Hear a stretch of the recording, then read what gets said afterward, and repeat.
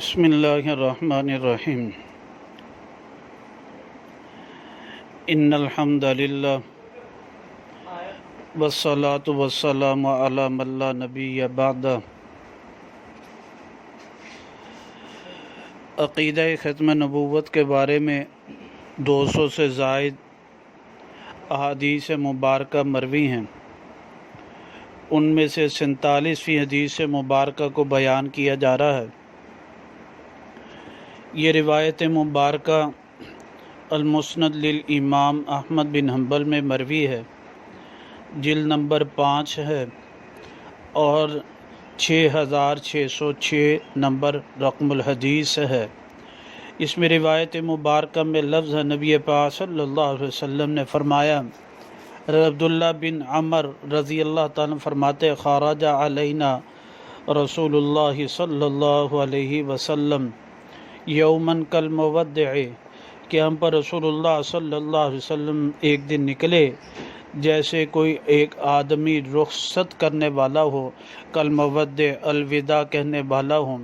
فقال، آپ نے فرمایا، انا محمد النبی الامی، آپ نے فرمایا میں محمد نبی امی ہوں۔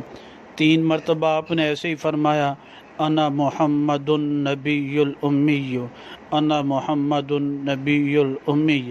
قالہ 3 مرات، آپ علیہ السلام نے 3 مرتبہ یہ الفاظ کہے اور پھر فرمایا، ولا نبی بعدی، بایا میرے بعد کوئی نبی نہیں ہے۔ یہ آپ علیہ السلام نے فرمایا۔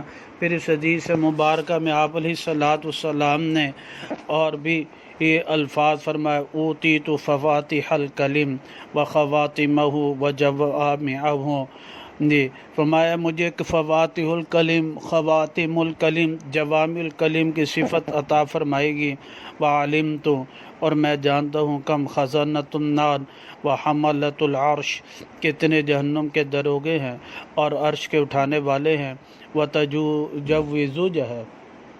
وتجوز بھی، اور میرے ساتھ جو ہے رخصت دی گئی اور مجھے عافیت دی گئی، میری امت کو بھی عافیت دی گئی۔